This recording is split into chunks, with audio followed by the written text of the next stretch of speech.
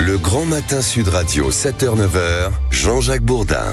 Il est 7h13, merci d'être avec nous. Nous allons parler des ZFE. Alors, certains ne savent pas encore ce que sont les ZFE. Ce sont des zones à faible émission, ZFE.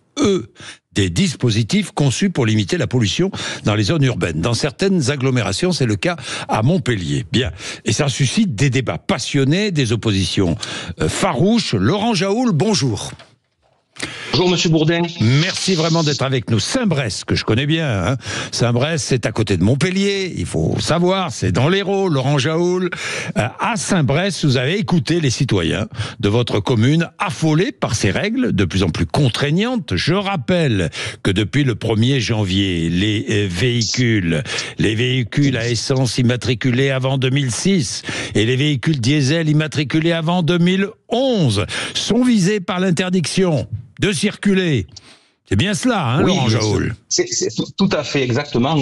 Depuis le 1er janvier 2025, toutes les voitures dont vous venez avec les dates ne peuvent plus circuler sur les métropoles et sur les agglomérations qui sont en zone à faible émission. Voilà, et dont Saint-Brest, puisque ça colle à Montpellier pratiquement, hein.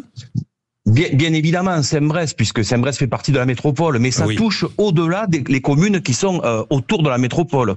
Ouais. J'avais par exemple hier soir, un dernier exemple en date, une personne âgée qui habite au Vigan, à 1h30 de Montpellier. Je connais.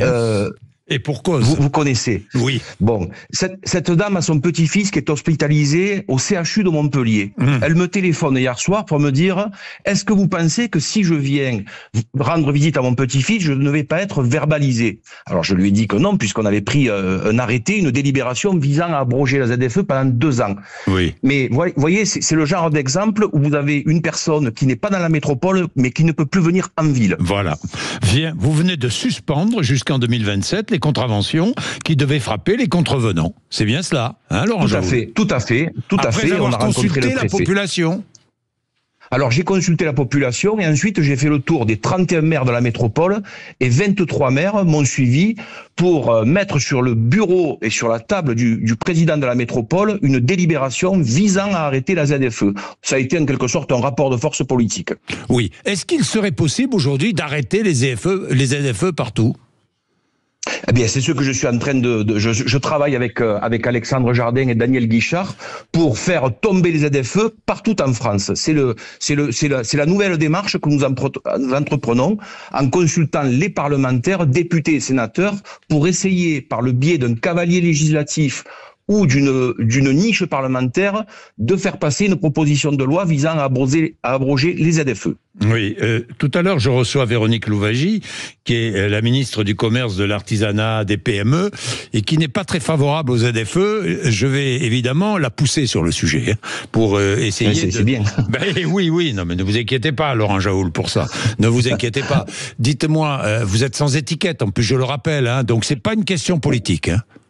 Non, la ZFE n'a pas de couleur politique. Moi, je suis un élu libre, indépendant, et les maires qui m'ont suivi viennent de toutes les sensibilités politiques. Donc, c'est pas une affaire politique, c'est une question de bon sens. On veut arrêter cette ségrégation sociale. On veut arrêter, comme le disait Georges Pompidou, d'emmerder les Français. Et voilà, il y a d'autres. Il faut trouver d'autres alternatives, mais on peut pas empêcher les citoyens de circuler librement dans notre pays. Ça, c'est pas possible. On ne l'accepte pas. Oui, pour beaucoup, la ZFE. Et pour vous, c'est une zone d'exclusion économique et sociale. Pour des salariés, et pas que des salariés, vous preniez l'exemple de cette dame venue du Vigan, mais pour des personnes qui souvent n'ont pas les moyens, qui la plupart du temps même, n'ont pas les moyens d'acheter un véhicule électrique dernier modèle, et qui sont obligés de continuer à circuler avec leur vieux véhicule. Ah ben exactement. Moi, je vois dans ma commune, vous savez, on n'est pas à Neuilly, on est à Saint-Brest, et je vois bien que les revenus des employés de mairie. Je prends les employés de mairie. Un employé de mairie, vous savez, aujourd'hui, quand il émarge à 1 300 €, c'est un début de carrière, et quand il finit à 2 000 €, il est plutôt bien payé. Oui. Vous allez expliquer à cet employé de mairie qu'il faut qu'il achète une RE5 électrique à 30 000 € ou un Scénic à 50 000 €. Il peut pas l'acheter, c'est pas possible. Il arrive souvent, il arrive pas à la fin du mois. Il est dans le rouge le 20 du mois. Qu'est-ce que vous voulez lui demander à celui-là de changer de voiture? C'est pas possible. évidemment. Bien, merci. Nous allons suivre de près ce sujet. Merci beaucoup, Laurent Jaoul. Merci. Merci, Monsieur Bourdin. Merci. Et merci d'avoir été avec nous ce matin en direct. 7h18, ça vous fait réagir. J'en suis certain. On va essayer. Je vais essayer de pousser tout à l'heure Véronique Louwagie sur le sujet, évidemment. Il est 7h18. Le rappel des titres de l'actualité avec vous, Laurie Leclerc.